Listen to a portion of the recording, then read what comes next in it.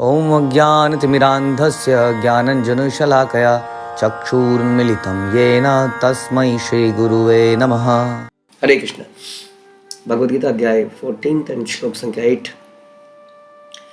तमः तु अज्ञानजम विद्धि मोहनं सर्वदेहिनां प्रमाद आलस्य निद्राभि तन्निबध्नाति भारत। हे भरतपुत्र, तुम जान लो कि अज्ञान से उत्पन्न तमोगुण समस्त देहधारी जीवों का मोह है। इस गुण के प्रतिफल पागलपन, प्रमाद, आलस तथा नींद है जो बद्ध जीव को बांधते हैं। तो आज हम तमोगुण के बारे में सुन रहे हैं कि तमोगुण क्या करता है, मुख्य लक्षण क्या है। तो भगवान बता रहे हैं कि अज्ञान से उत्पन्न तमोगुण। तो क्या अज्ञानता का मतलब इलिटरेट होना है? वो व्यक्ति जो ABCD नहीं जानता है, क ख ग नहीं जानता है, 2+2 नहीं जानता है, वो अज्ञानी होना चाहिए हमारे हिसाब से। तो संसार में लिटरेसी का मतलब यही होता है।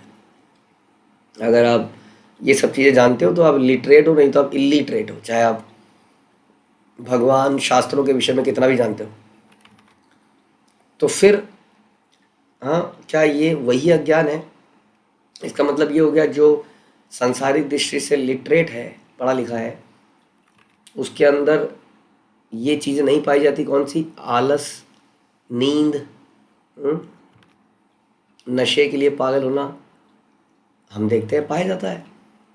बल्कि हम देखते हैं कि जितना ज़्यादा आदमी पढ़ा लिखा है उतना ज़्यादा आलसी होता जा रहा है, क्योंकि उसे बटन दबा के करने की आदत हो गई है चीज़ों की। अब वो ज़माना आ गया है कि रिमोट से बंद कौन करे, इसके ऊपर भी लड़ाई है। आप बंद कर दो, आप बंद कर दो, आप बंद कर दो, आप बंद कर दो। तो इतना आलस की डिग्री बढ़ती जा रही है।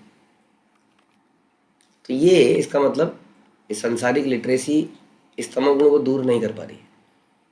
इसका मतलब ये ज्ञान ही नहीं है, क्योंकि ज्ञान से तमोगुण नहीं होना चाहिए। तो फिर वास्तविक ज्ञान क्या है? क्या ज्ञान है जिससे तमोगुण पैदा होता है? तो वो अज्ञानता सबसे बड़ी अज्ञानता है, मैं ये शरीर हूँ। इस अज्ञानता के कारण बाकी सारी समस्याएं पैदा होती हैं, क्योंकि हम मानते हैं कि हम ये शरीर है। तो अब शरीर है तो फिर इस शरीर का पीछे हम क्या थे, इस शरीर के आगे हम क्या होंगे, इस बात की ना तो जानकारी, जानने की इच्छा, ना जानने की इच्छा है।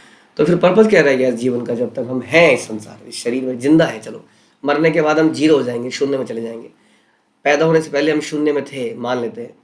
तो ड्यूरिंग द जो हमारा हम जिंदा है, उसमें करने का पर्पस क्या है? फिर करने का एक ही पर्पस रह जाता है कि जितना हो सके उतना एंजॉय करो। रहेगा कि नहीं? अब जब मुझे एंजॉय करना है तो सोचिए, जो इस जीवन के मर्म को समझ गया है। कौन सा मर्म? एंजॉय करने का। देखिए, कोई काम करिए तो ढंग से करिए, नहीं तो फायदा क्या है? अगर एंजॉय करना है तो आलसी सबसे बड़ा एंजॉयमेंट कर रहा है। मतलब मैं पड़ा हूँ खाट पे, तुम गधों की तरह काम कर रहे हो, मैं सोता रहता हूँ। अगर खाएगा क्या? लेकिन हमने देखा है कि भूखा नहीं मरता है कोई। फिर भी भगवान की ऐसी योजना है कि भिखारियों को भी मिल जाता है। ऐसा कोई नहीं देखोगे आपकी कोई भूखा मर गया। सरकार बेरोजगारी भत्ता देती है। विदेशों में तो कई लोग काम करते ही नहीं है, इसलिए क्योंकि सरकार से अच्छा पैसा मिल जाता है। तो मैं तो कहूँगा दे आर सांसारिक दृष्टि से सबसे समझदार व्यक्ति। तो या तो निरा आध्यात्मिक बन जाए क्योंकि जब उसके जीवन का पर्पस आपने बताया कि एंजॉय करना है, तो क्यों ना वो लेटे लेटे एंजॉय करे, क्यों ना वो नशे में धुत रहे। काहे की मॉरल वैल्यूज, क्या एटिकेट्स, क्या पाप क्या पुण्य, क्योंकि यही जीवन है, इसके आगे न पीछे। यावत जीवेत सुखी जीवेत ऋणम कृत्वा घृणम पीवेत, चारवाक थ्योरी। कहते हैं लोन ले लो लेकिन घी के बिना मत जियो, घी पियो। मतलब कैसा भी करो, लोन लो, उधारी लो, कुछ भी करो, लेकिन जीवन को एंजॉय करो। जब आपने बोला कि मैं ये शरीर हूं, तो इसका तो यही मतलब निकलता है। जब हम समझेंगे कि हम आत्मा है, हम शरीर बदलते हैं, अगली बार मरने के बाद हमारा डिफरेंट शरीर हो सकता है, और इस जीवन में आने से पहले भी हमारा डिफरेंट शरीर था। लेकिन उसका आधार क्या है? यदि उसका आधार कर्मा है तो मैं अपने कर्मों को कैसे सुधारूं कि मैं अच्छा शरीर प्राप्त कर पाऊं, और अल्टीमेटली एक समय ऐसा है कि मैं इतना शुद्ध हो जाऊं कि मैं शरीर प्राप्त ना करूं। It's a different story all together. लेकिन आप बोलोगे कि जब मैं ये व्यक्ति हूँ जो कि शीशे में दिख रहा है, ये मेरा परिवार है, मुझे इनके लिए कार्य करना है, इनके लिए पैसा जोड़ना है, इनको सुखी करना है, इनको सेटल करना है, हम्म, ताकि वो भी इंजॉय कर पाए। Purpose enjoyment. तो एंजॉयमेंट करते करते व्यक्ति इस स्टेज पे आ जाता है, जो कि आ ही गया है, कि वो ऐसी ऐसी टेक्नोलॉजी डेवलप करता है जिसमें और ज़्यादा आराम मिले उसको, है ना। तो हमारी टेक्नोलॉजी ही तो हमें आलसी बना रही है। तो इसका मतलब ये जो टेक्नोलॉजिकल ज्ञान है, ये तो अज्ञानता है, क्योंकि ये हमारे अंदर आलस्य बढ़ाता है, और आलस्य को भगवान यहाँ तमोगुण कह रहे हैं। हम्म? ऐसा हम सुनते हैं कि मय दानव ने अर्जुन को ये टेक्नोलॉजी का ज्ञान देना चाहा, क्योंकि मय दानव आप जानते हैं कि बड़ा ही ऐसे ऐसे महल बनाता था वो कि आदमी विस्मित हो जाए, चकित हो जाए। ऐसा कहते हैं कि इंद्रप्रस्थ बनाने में भी उसका हाथ था, जो भी था, बट उसने एक टेक्नोलॉजी देने में अर्जुन को बोला कि क्योंकि तुमने मुझे बचाया है। एक बार अर्जुन ने उनको जंगल में बचाया था, तो भगवान कहते हैं नो नो नो नो, ये तो कलयुग के लिए रिजर्व है, ये ज्ञान, ये औद्योगिकरण, ये टेक्नोलॉजिकल एडवांसमेंट, क्योंकि कलयुग में इसी से हमारा सर्वनाश होगा, क्योंकि ये तमोगुण के अंत तक हमें ले जाएगा। हालांकि ये बात अलग है कि भक्तगण अब जिस संसार में है उसी में हाँ रहना पड़ेगा, उसी के अनुसार बोलना पड़ेगा। अगर आप यूके में जाके प्रीचिंग करते हैं तो हिंदी प्रीचिंग से काम नहीं चलेगा, रशिया में जाके प्रीचिंग करते हैं तो रशियन लैंग्वेज बोलनी पड़ेगी। उसी तरह से इस समाज में रहते हुए भक्तगण लोग इस औद्योगिकरण का भी फायदा भगवान की भक्ति के प्रचार में उठा रहे हैं, लेकिन भक्तगण तमोगुण नहीं होते हैं, क्योंकि वो सवेरे जल्दी उठते हैं, हाँ, वो सेवाओं में तत्पर रहते हैं। अगर वो सच्चा भक्त बनना चाहता है तो निरंतर वो भगवान के सेवक की तरह रहता है। एक सेवक मस्ट बी विजिलेंट ऑलवेज, मेरे स्वामी कब मेरे से कुछ डिमांड कर लेगा। उसके जीवन में आराम कैसा, हम श्रील प्रभुपाद के जीवन में देखते हैं, continuously travelling and preaching and everything. तो फिर से चलते हैं, भगवान कहते हैं ये जो अज्ञान है, और जब हमने सुना कि अज्ञान क्या है, कि I am this body and anything related to this body is mine, वो मेरा है, मैं और मेरा, और इसके कारण उत्पन्न हुआ एन्जॉयमेंट का सिलसिला आदमी को तमोगुणी बना देता है। और ये समस्त देहधारी जीवों का मोह है, और इस गुण के प्रतिफल क्या है, पागलपन, आलस, नींद, जो बद्ध जीव को बांधता है। बद्ध जीव तो वैसे ही बंधा हुआ है, लेकिन वो ज्ञान प्राप्त करके छुटकारा पा सकता है। लेकिन तमोगुणी व्यक्ति कैसे ज्ञान प्राप्त करे, क्योंकि उसको तो केवल सोना है, आराम करना है, कुछ नहीं करना है। इवन उसको कुछ बढ़िया खाने के लिए मेहनत भी नहीं करो, इतनी मेहनत करूंगा, इतना जाऊंगा तब खाऊंगा, इससे अच्छा पड़ा रहता हूँ, पड़े रहने में क्या आनंद है, जो मिल जाएगा वो खा लूंगा, इस हद तक वो पहुंच जाता है। तो इस प्रकार वो बंधी अवस्था को हमेशा परपेचुएट करता है। और ऐसा बताते हैं प्रभुपाद कि वो निम्न योनियों में चला जाता है, वो जानवर योनि में चला जाता है। रजोगुणी व्यक्ति मनुष्य योनि में रहता है, और सतोगुणी व्यक्ति स्वर्ग, ऊपर के लोकों में चला जाता है, ऐसा बताया जाता है। तो तमोगुण जो है सबसे निम्न योनि है, और इस व्यक्ति को भक्त बनाना सबसे मुश्किल, इस व्यक्ति को जगाना बड़ा मुश्किल है, क्योंकि वो जगना चाहता ही नहीं है। समझ रहे हैं आप? कुछ भी करने के लिए कुछ करना पड़ता है। आपको कुछ फुटबॉल खेलनी है, टेनिस खेलना है, बैडमिंटन खेलना है, तो ये मस्ट वर्क वेरी हार्ड। आपको म्यूज़िक सीखना है, बड़ी कड़ी मेहनत है। उसी तरह से स्पिरिचुअलिटी के ऊपर जाना है, बहुत मेहनत है। लेकिन ये व्यक्ति मेहनत करना ही नहीं चाहता है, इसलिए इसको कुछ भी बदलना सबसे बड़ा मुश्किल हो जाता है। ये घोर अज्ञानता है। हमने ये भी चर्चा करी कि हमारी आजकल की एजुकेशन जो कि हमें ज्ञानी मानती है, लिटरेट मानती है, ये हमें अज्ञानी बनाती जा रही है, क्योंकि आजकल की नॉलेज से हम ज़्यादा आलसी बनते जा रहे हैं। आजकल के बच्चे को आप बोलेंगे कि ये सामान ज़रा दुकान से लेके आ जाओ, वो कहेगा अभी ऑर्डर कर देता हूँ यहाँ से, टक टक टक टक, अभी घर पे आ जाएगा, लाने की क्या ज़रूरत है। आप बोलेंगे अच्छा वहाँ पे जाके थोड़ा सा झाड़ू मार दे, क्या किसी मेड से काम करा लो, इस काम के लिए मैं ही बचाऊँ क्या। मतलब आज आप अपने बच्चों से सेवा भी नहीं करा सकते हैं, क्योंकि वो आलसी हो चुके हैं। और जैसे जैसे जनरेशन आगे जा रही है, हम भी आलसी थे अपनी पुरानी जनरेशन के कंपैरिजन में, जो कि दिखता है। इसलिए उनके शरीर 80-90 साल तक हमने ठीक देखे हैं, और हमारे शरीर 60 साल में खराब हो जाते हैं। आगे आने वाली जनरेशन की और जल्दी डिग्रेडेशन होगा, क्योंकि वो आलसी बनते जा रहे हैं। हाँ, तो हमारा आजकल की नॉलेज जिस पे हमें बड़ा गुमान है, हम सोचते हैं हमारा बच्चा इतने बड़े स्कूल में पढ़ रहा है, इंडिया का नंबर 1 स्कूल में पढ़ रहा है, उसकी मंथली फीस 20,000 है, 25,000 रुपये है, and we are very proud कि वो बहुत अच्छी इंग्लिश बोलता है, बट अल्टीमेटली वो बड़ा निष्क्रिय है, हिलना नहीं चाहता है, कंप्यूटर में किताबों में ही बैठा रहता है, और अल्टीमेटली आलस्य, नींद, प्रमाद, इन चीज़ों में फंस जाता है। और ये जो पढ़ाई लिखाई है, इसको क्रैक करना कोई बड़ा काम नहीं है, आप समझ लीजिए।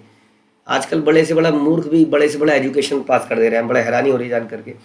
आजकल के इंजीनियर, आजकल के अकाउंटेंट्स का एज़ कम्पेयर टू पहले के बड़ा डिफरेंस है, क्योंकि अब हर चीज़ कंप्यूटर पे, टेक्नोलॉजी पे है, एक्सेल पे है। उस वक्त हर चीज़ दिमाग से चलती थी, कैलकुलेशन दिमाग में थी, सब कुछ समझ दिमाग में था। दिमाग की सोचने की क्षमता कम होती जा रही है, आलस्य बढ़ता जा रहा है। जो हम देख सकते हैं generation to generation to generation, आदमी एट ए टाइम 3 जनरेशन तो देख ही सकता है, अपने से बड़ों की और अपने से नीचे वालों की। उससे ही आपको पता चल जाएगा कि क्या भगवान यहाँ पर कह रहे हैं। तो इसका मतलब जितना भी हम सब ये जमावड़ा इकट्ठा कर रखा है हमने, so called modernisation, industrialisation, upgradation, urbanisation, globalisation, इससे हम ज़्यादा आलसी होते जा रहे हैं। प्रभुपाद कह रहे हैं कि तमोगुणी देहधारी जीव का अत्यंत विचित्र गुण है, यह सतोगुण के बिल्कुल उल्टा है। सतोगुण में आदमी को जानने का प्रयास कर सकता है कि मैं क्या है, ये सब क्यों हो रहा है। लेकिन तमोगुण में तो पागलपन है, पागल है। एक प्रभुपाद ने एक बार आर्टिकल लिखा था, हु इज क्रेजी। संसार के लोग हरे कृष्णा वालों को क्रेजी बोलते थे। अरे ये क्रेजी है, देखिए जी सर कैसे मुंडवा लिया है, सवेरे सवेरे उठ जाते हैं, जब लोग सोने का समय होता है तभी उठ जाते हैं सवेरे, सड़कों पे नाचते रहते हैं। तब प्रभुपाद ने वर्ड को निकाला कि who is crazy, one who does not know himself और हरसेल्फ।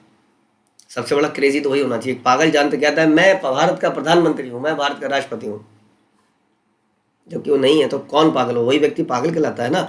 उसी तरह से यदि हम कहें कि मैं मिस्टर एक्स एंड वाई हूँ, my name and my sir name, तो वो भी क्रेजीपन हुआ, पागलपन हुआ, क्योंकि वास्तव में हम वो नहीं है। इसलिए प्रभुपाद कहा कि ये सारे they say us that we are crazy but we know that they are crazy। वह प्रगति करने के बजाय अधोगति को प्राप्त होता है। वैदिक साहित्य में बताते हैं कि अज्ञान के वशीभूत होने पर कोई भी मनुष्य किसी वस्तु को यथारूप नहीं देख पाता। जैसे अंधेरे में कई बार हम कुछ वाइट सा देखते हैं, भूत, कई बार आदमी हार्ट अटैक से मर जाता है। और लाइट खोलते हैं, वहाँ वाइट कोई टॉवल सूख रहा था, वो हिल रहा था हवा में। तो अज्ञानता इसको कहते हैं, अंधेरा, अज्ञानता। वो किसी चीज़ को यथारूप नहीं देख पाता है, एज इट इज़ नहीं देख पाता है। हाँ, वो जन्म, उदाहरण जैसे बता रहे हैं कि हम सब देखते हैं कि हमारे घर में, हम सबके घर में कोई ना कोई मृत्यु हुई होगी। ऐसा कोई घर ही नहीं आज तक किसी घर में मृत्यु ना हुई हो। हम सभी देखते हैं, हमारे बाबा जी चले गए, किसी के पिताजी चले गए, किसी की माता चली गई, घर में कोई कई यंग लोग भी चले जाते हैं। और हम जानते हैं कि आगे ऐसा चलता रहेगा। इसका मतलब मृत्यु ध्रुव है। प्रभुपाद कह रहे हैं फिर भी लोग पागल होकर धन संग्रह करते हैं और नित्य आत्मा की चिंता किए बिना अहर्निश कठोर श्रम करते हैं, थोड़ी थोड़ी सुविधाओं को बटोरने के लिए, थोड़ा थोड़ा इंद्रिय तृप्ति करने के लिए, जो कि अल्टीमेटली दुख ही देता है हमें। इसलिए फिर भी पागल कितनी है, पागलपन ही तो है। अपने पागलपन में व आध्यात्मिक ज्ञान में कोई उन्नति नहीं करते, रुचि नहीं दिखाते। ऐसे लोग अत्यंत आलसी होते चले जाते हैं। जब उन्हें आध्यात्मिक ज्ञान में सम्मिलित होने के लिए आमंत्रित किया जाता है तो रुचि नहीं दिखाते। क्या जाना पड़ेगा, करना पड़ेगा, माला करनी पड़ेगी। वे रजोगुणी व्यक्ति की तरह सक्रिय नहीं रहते। इनसे बेहतर तो रजोगुणी है, क्योंकि उसके अंदर काम करने की बहुत इच्छा है। कभी कभी ऐसे व्यक्ति को भक्ति के कार्यों में लगाया जा सकता है, सेवाओं में लगाया जा सकता है, जैसे हम कह रहे थे। तमोगुणी को तो सेवा में लगाएंगे, कहेंगे प्रभु जी, पहले तो कहेगा मैं इस लायक ही नहीं हूँ, मैं सेवा कर पाऊँ। कोई बात नहीं, आप किसी भी लायक हैं, सेवा तो कीजिए। नहीं प्रभु जी, कमर में बहुत दर्द है। हाँ, तो वो दिस इज तो रजोगुणी व्यक्ति कम से कम कुछ करेगा तो सही। अतः तमोगुण में लिप्त व्यक्ति का एक अन्य गुण भी है कि वह आवश्यकता से अधिक सोता है। 6 घंटे की नींद प्राप्त है। दोबारा बताता हूँ, श्लोक संख्या 8, page number 14, Bhagavad Gita, quote by Shila Prabhupada, not by me. Shila Prabhupada saying कि 6 घंटे की नींद पर्याप्त है, लेकिन ऐसा व्यक्ति दिन में सोता ही रहता है। वो हमेशा कहता है नींद पूरी नहीं हुई, कल रात नींद पूरी नहीं हुई। उसके दिमाग में, उसको एक साइकोलॉजिकल प्रॉब्लम है हम लोगों को, एक बार ना, कि हमारी नींद पूरी नहीं हुई है, इसलिए हम सोते ही रहते हैं, सोते ही रहते हैं, सोते ही रहते हैं। ये आलस है, ये तमोगुण का लक्षण हैं, ये भक्तों के पास भी पाए जा सकते हैं। मत सोचिएगा कि भक्त इन गुणों से प्रभावित नहीं होते हैं, क्योंकि वो हम भक्त बने ही नहीं है वास्तव में। भक्त का मतलब servant, like Hanuman ji, like Arjun was continuously was firing and firing and firing Krishna की प्रसन्नता के लिए। ऐसा व्यक्ति सदैव निराश प्रतीत होता है, कुछ कर ही नहीं पाता है एक्चुअली। उसको लगता है कि एंजॉयमेंट आराम करने में मिलेगा, पड़ा रहूंगा तो आराम मिलेगा, मजा आएगा, लेकिन मजा आता नहीं है। निराश प्रतीत होता है और भौतिक द्रव्यों तथा निद्रा के प्रति व्यसनी बन जाता है। यह तमोगुणी व्यक्ति के लक्षण। कुछ भी कीजिए किसी तरह से, इसको जीवन से हटाइए। इसको जीवन से हटाने के लिए क्या करें? इसको जीवन से हटाने के लिए एक टाइम टेबल बनाए, एक नियम बनाए और उसी के अनुसार चलें। इतने बजे सोएंगे, इतने बजे उठेंगे, इतने बजे प्रसाद पाएंगे, इतने बजे काम करेंगे, इतने बजे कुछ खेल कूद करेंगे अगर करना है तो, इतने बजे मेडिटेशन करेंगे, इतने बजे आरती करेंगे, everything as per the time table. तभी इससे बचे पाएंगे। जैसे ही कहीं टाइम टेबल नहीं होगा, आदमी बिस्तर में लेट जाएगा। आजकल जो होता है, टीवी को खोल देगा, थोड़ी थोड़ी देर में चैनल बदलेगा, पत्नी को बोलेगा चाय ले आओ, वहीं पे चाय पी लेगा, फिर थोड़ी देर में पत्नी पेट पे ही थाली रख देगी, वैसी पेट पे ही वो खा लेगा, उन्हीं झूठे कपड़ों में वहीं पे बिस्तर में गिरा देगा, थोड़ी देर में उलट पलट के सो जाएगा। The worst thing to do. ऐसा व्यक्ति जानवर योनियों में चला जाएगा अगले जीवन में। तो उससे बचना ज़रूरी है। इसलिए भक्तिमय कार्यों को कीजिए और अल्टीमेटली इन तीनों गुणों से बचिए, जो कि तीनों गुणों हमें बांधने वाले हैं, जैसा हमने अब तक समझा। हरे कृष्ण। श्रील प्रभुपाद की जय। भगवद गीता की जय।